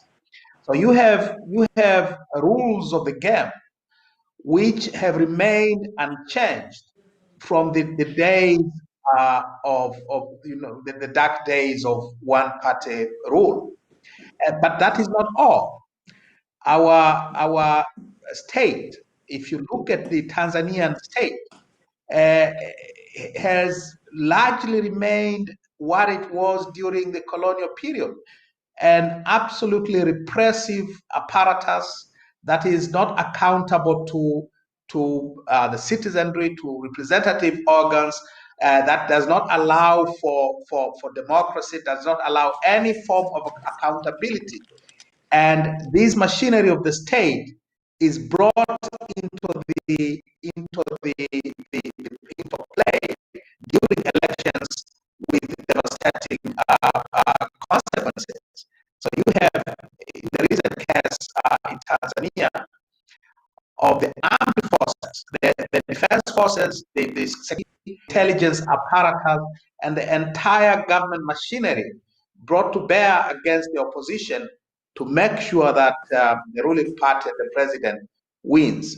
So the problem is essentially that the state has not been democratized to be able to play an impartial role during the election time. And again, speaking specifically of Tanzania, which I know best, I have been a participant in the general elections since the first multi-party election in 1995. And I can say that there has never been an impartial machinery of the government during elections. And therefore, if we want elections to be conducted in accordance with international best practices, if we want democratic elections, the first thing that we need to do is not necessarily to change the norms, it is to democratize the state, to break the stranglehold on the machinery of the state that is exercised by a sitting president or a sitting head of state, and that stranglehold is brought to bear to subvert democratic elections. What we have gives a lot of credence to what Joseph Stalin is reputed to have said, that the people who vote decide nothing, but the people who count the vote decide everything. We have to make sure that the people who vote count for everything, and the people who count the vote actually help the people who vote to realize their decision, to realize their votes.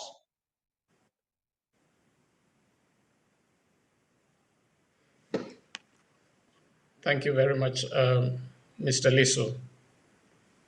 I'd like to open up now to both of you. In looking at the elections and the way we conduct elections, there's been a huge reliance on technology, and we've been told that technology is going to address and probably resolve all of these little issues that we have seen with regard to the counting stage of things.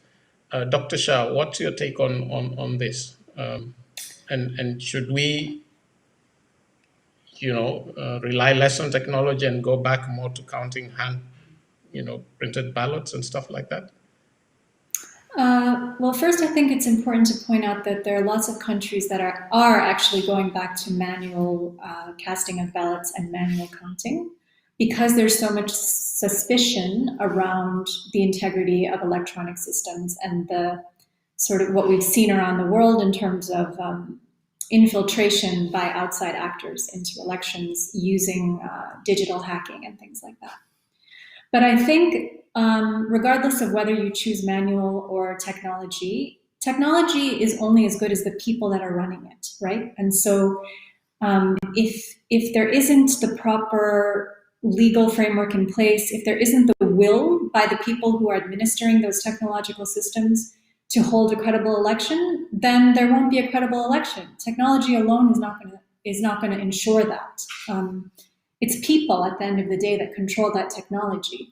And I think I really appreciated what Mr. Lisu just said about this. We need to remember that the structures of democracy and of governance in this region have not been significantly reformed since colonialism. So when colonial actors left, the leaders that came into power just became leaders of political institutions which were not centered around the people. Those political institutions were centered around the leaders and around elites, and were made, purposely designed to sort of benefit an elite class and not think about what's best for the people. And that applies to elections as well, right? So when we see now how elections are administered, we don't see voter-centered processes. We see processes which benefit politicians, which benefit administrators, which make life for the people running elections easier than it makes life for the people who are voting, which is the opposite of how it's meant to be.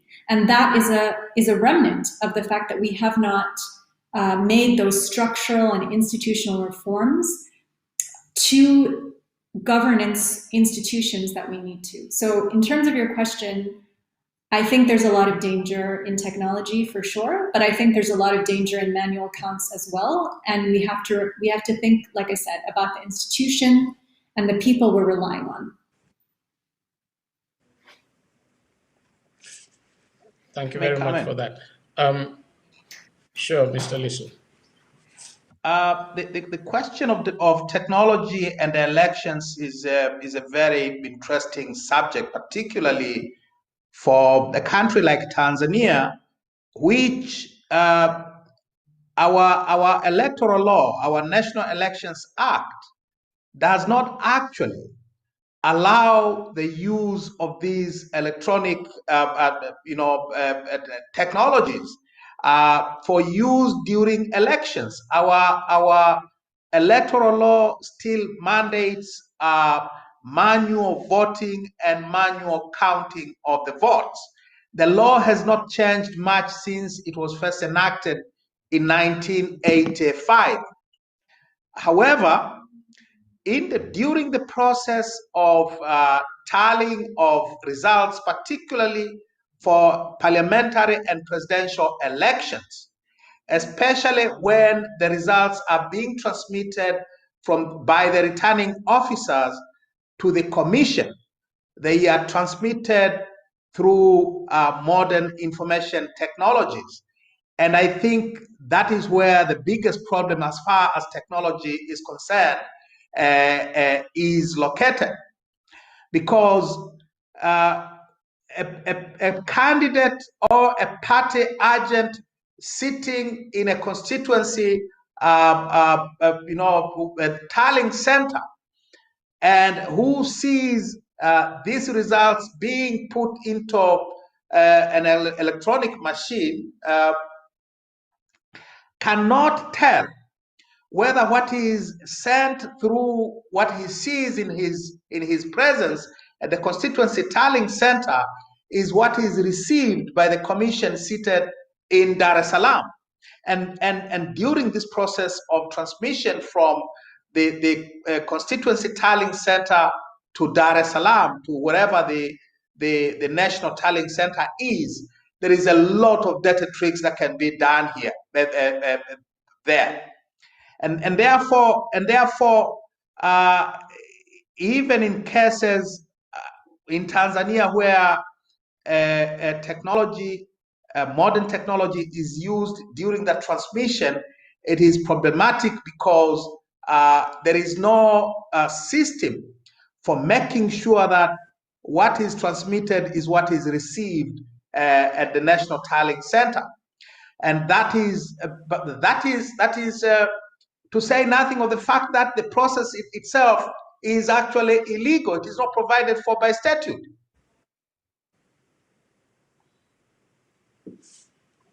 Interesting. Yes, Dr. Shah. I think, of course, it's true that when you don't have the legal framework to regulate the way technology is used, that is a big problem.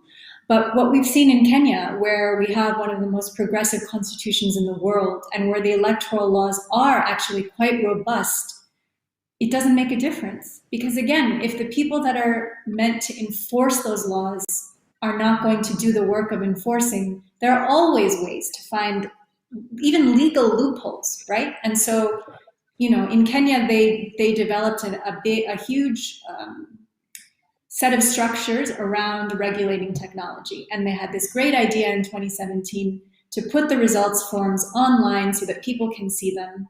And then just before election day, the head of IT is murdered. That's quite a statement, regardless of the law. Yeah. I'd like to move on to a point that was touched on. You both alluded to it in different ways. But you mentioned that unless there are deep structural reforms that allow the system to be more inclusive, it is unlikely that those who are in control of the system will allow it to actually achieve the purpose for which it is set up. So how is it that we can actually embark on a process by which we open up such that these institutions actually work and deliver the results that they are supposed to deliver? Because the political economy of the electoral system, as it were today, is in the hands of individuals who would not want it to deliver a loss to them. So how can we address this challenge in order to be able to make the whole electoral system and electoral process acceptable to the people who participate in it? I think the first place to start would be to figure out how to create decision-making power that is not solely in the hands of people who have a vested interest in the outcome. So you can't have politicians who are looking to run for re-election create the laws around elections or the structures that govern the way elections are run. That it makes no sense to do that. We need to have more inclusion in that process. And so when, for instance, the Constitution was being written in Kenya, that process included, visits by the writing team all around the country to ask people what it is they wanted on specific issues. If we're going to reform elections, that's what we need. We need to know what it is that people want. We need to know how people define electoral integrity. What's important to them? Then we take those views, match it against, the best lessons we've learned from around the world, and figure out how to change the structures that we need to change. But we need citizen voice in that. Okay, thank you, Dr. Shah. Mr. Lisu? I think we have to go back to the old-fashioned question of democracy. We have to win the battle for democracy. We have to win the battle of democracy. You will not have democratic elections if you do not have a democratic state. And a democratic state it is always created through a process of social and political struggles. We have to mobilize our citizens. We have to mobilize our populations to democratize our societies and our politics, to make sure that those in power are controlled. Specifically with regard to, I think, Tanzania and Uganda particularly. Kenya has traveled some ways in that direction. We need to deal with the question of the presidency. Our presidents are emperors and 18th century imperial rulers. They are almost totally above the law. They are accountable only to themselves. The powers that the president of Tanzania enjoys today are what Mwalimu Nyerere, our first president, described in 1978 as powers to be a dictator. Those constitutional and political powers have to be dealt with. We cannot have democratic elections if we continue having these imperial presidents. And therefore, we have to go back to the question of democracy. We have to win the battle of democracy. We have to break the colonial legacy in our institutions. The most striking thing about Tanzania, if one looks at our history and our present, is the striking continuity between the structures of the colonial state, that concentration of powers that the colonial governors had during colonial period have been even more consolidated during the 60 years of independence. That has to be dealt with. And therefore, to create those institutions which will allow for free, fair, and credible elections, which will allow for integrity in our elections, we must deal with this colonial legacy of a state which is essentially a continuation of colonial despotism. If we don't do that, elections will continue to give the democracy a bad name.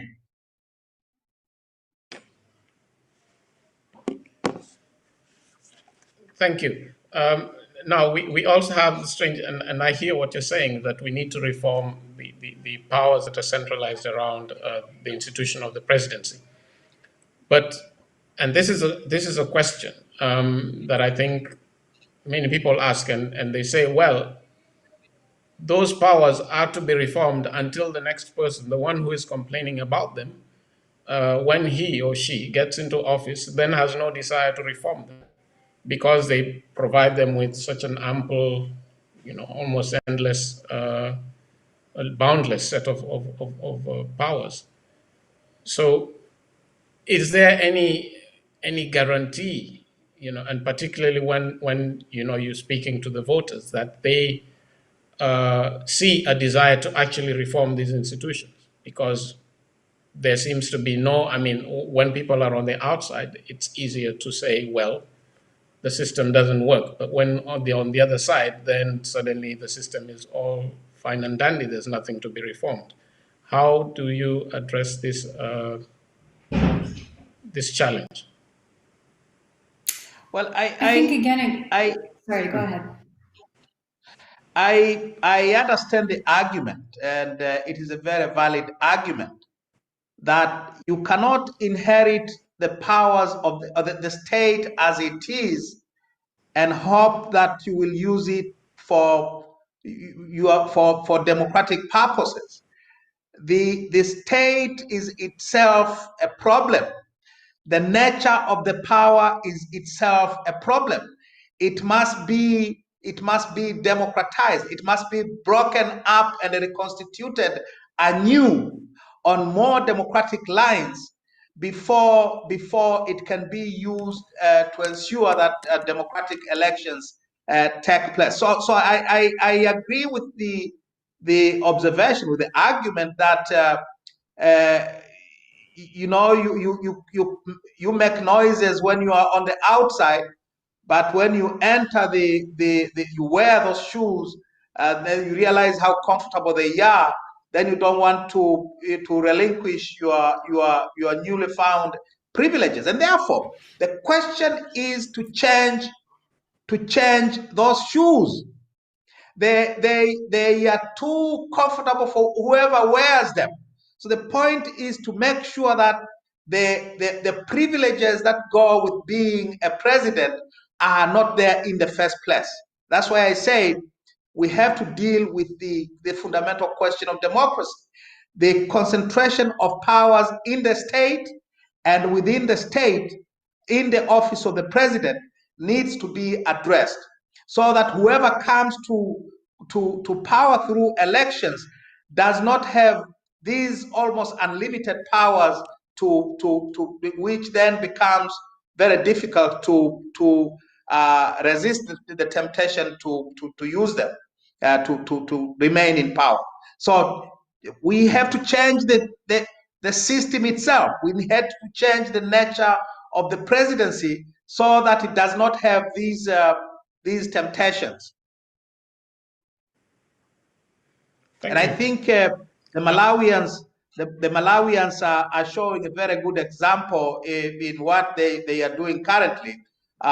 President Lazarus Chakwera has just said that the country is embarking on constitutional reforms to clip the wings of the presidency. That is the way to go.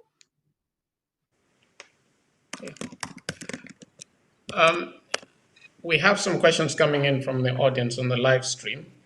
And this is a question to you, Mr. Lisu, but Dr. Shah, you can also weigh in. I'm sure you have a point of view. And the question goes, when structures that run the elections are so compromised because the incumbent party has such control over the selection of electoral officers, what is the point of getting involved? Does this not legitimize the elections? By Lisu participating in the recent elections under the rules, does it not legitimize the elections? Participating does not necessarily legitimize the elections. What we've just seen in Tanzania, almost the entire country is appalled by what happened on election day on October 28th. On the other hand, I have never, for a participant in all previous general elections, I can tell you that I have never seen Tanzanians that happy before. I have never seen Tanzanians that optimistic before. I have not seen Tanzanians that hopeful before, as I saw during the past 3 months. The people were absolutely optimistic that something good was going to come out of this thing. And I don't believe for once that by participating in this 3 months exercise, I or my colleagues or the millions of people who came to my meetings legitimated the spoliation of democracy that happened on October 28. Actually, there's almost on mourning because their hopes, their dreams, and their expectations were completely dark on election day. So participating does not necessarily justify legitimize the outcome. We have said, for instance, that we considering what happened, this was not an election, but that is not to say that the 3 months campaigning, the mobilizing, the masses that we did was a useless exercise. It wasn't. I think the people of Tanzania realized the difference between the process up to election day and what happened on election day. I don't think that participating legitimizes a compromised election. I think it depends on by the law and the rules, and tries to run an honest campaign. That will, as we have seen, will be met by incumbents with force and opposition, and that reveals what's actually going on. It actually delegitimizes it because people can see that candidates who are trying their best are not given a fair chance because incumbents are able to use state resources and power in an unfair way. In 2017, the opposition boycotted the second election. And while we could all understand the impetus for that and the motivation for that, unless something like that is part of a bigger purpose it's not going to help. So after the boycott, eventually, there was a quote unquote handshake, where then opposition supporters felt like their leader had sold out. What was the point of boycotting the election and not having a say in who's going to be your elected leader, if at the end of the day none of that sacrifice was going to result in some kind of tangible action or tangible change? So if you aren't going to participate, then you have to make that lack of participation something that is bigger and broader, and something that is going to eventually result in some kind of change for the people that support you. Otherwise, I don't really see how staying out of the process is helpful, because even if you engage in a process that you don't agree with, at least you have a chance to show yourself and to say something and to try and make reforms from the inside. Whereas if you just, sort of bow out, there's none of that.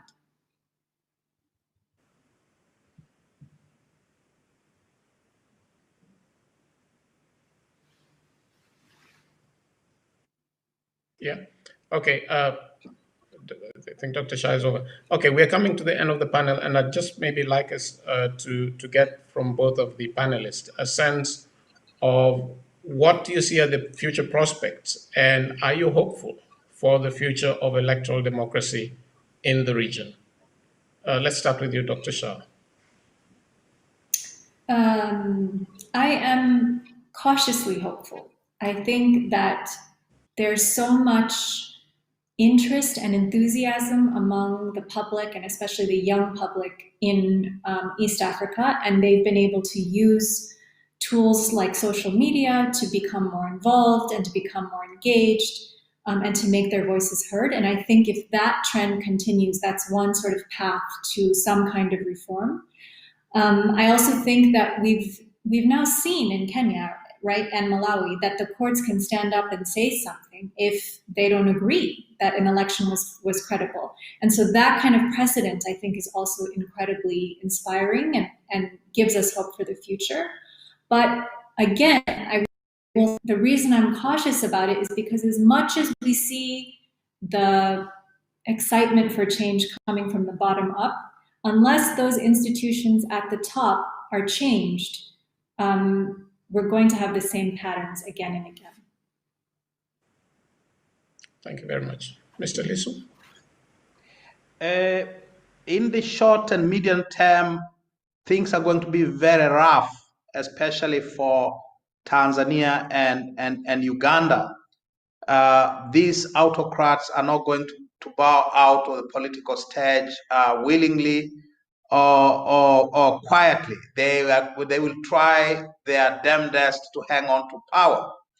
But I believe, and this is where my hope is, I believe that the masses of the people of Tanzania and Uganda can no longer tolerate this kind of abusive dictatorships, and therefore the people will fight back. Resistance will grow. The mass popular movements will eventually win and create more democratic structures for the two countries. I'm more hopeful for Kenya in the short and medium term, and even in the long term, because the Kenyan people, what the Kenyan people have shown in recent years, in recent decades, actually, is that they have a very short tolerance for very little tolerance for dictators, and the Kenyan people will not accept anything less than better structures for getting their leaders. So in the medium and short term, Tanzania and Uganda will be very rough, will be very difficult. In the long term, we'll build our democracies. It will be painful, as it has always been. It will be costly in terms of lives, freedoms, property, but that is the way of history. Eventually, we'll launch our countries and our societies on more democratic and more just footings, with more and more democratic elections. Thank you very much. I would like to thank both of you for your time and the opinions that you have shared. I believe personally that we have no choice as a region other than to build on the various democratic structures, the foundations that we have. And it is not going to be anything that happens overnight, but it's going to be a challenge. And I think that is incumbent on all of us, independently of what political stripes or shades we ascribe to come together and to find a space where we can converge and begin to thrash out our differences. Because at the end of the day, we have no other countries that we can go to. Either we build our own or there is nowhere else to go to. Thank you very much, ladies and gentlemen, and to the audience. And I wish you all a pleasant day. Thank you. Thank you. Thank you, Thanks. Arthur.